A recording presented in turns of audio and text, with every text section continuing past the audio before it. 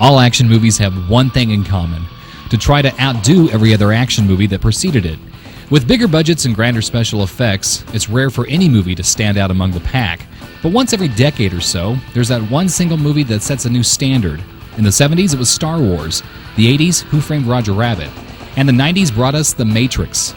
Now, to understand The Matrix, you have to follow the idea that what we call everyday life, overdue bills, screaming kids, those idiots at the office that make more money than you do, don't really exist. It's all part of a mind control program set up by a society of machines. Now, these machines have enslaved all the human race, except for a handful of people who've escaped and are trying to save the rest of us. It's a pretty cool idea, and one that gets further treatment in The Matrix Reloaded, now playing in theaters and just about everywhere on the planet.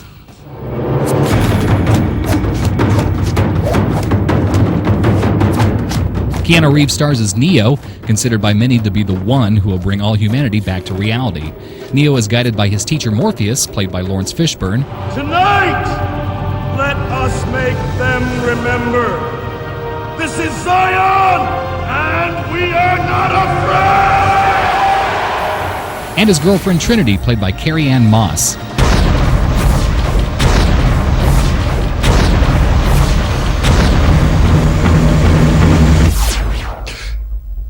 Here we go.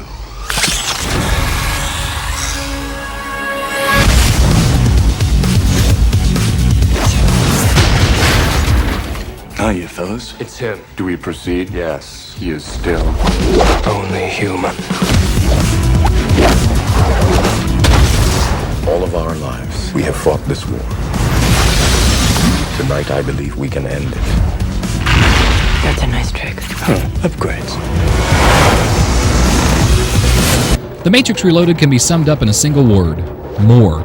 There's nothing really new here, just more dialogue about the nature of the Matrix, more of the love relationship between Neo and Trinity, and yes, fight scenes that give us more hand-to-hand combat. Mr. Anderson, surprised to see me? So now he's found a way to copy himself. Now there's more than one of them. A lot more.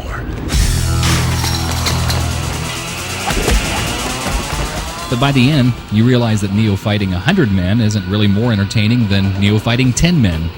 In fact, between 3 different fight scenes, the only thing that really seemed different is the background scenery. Although there is one scene on the freeway that does stand out. It clocks in at just over 15 minutes, and every possible action fight scenario is explored and re-explored. Now that scene itself is worth the price of admission. The Matrix Reloaded is a decent movie with good special effects, but beyond that, it's empty calories. The original Matrix was fresh with original ideas that involved philosophical and even theological concepts. These elements are still here, but not quite as bold. In fact, it feels a little more like Matrix 1.5 rather than Part 2. Bottom line, Matrix Reloaded is an interesting movie that pales in comparison to the original film. It gets 2.5 out of 4 stars and, as I said before, is playing in just about every single theater out there. Well, that's all for this week. Join us next time again right here on the front row. Until then, I'm Bob Shultz for KQ2.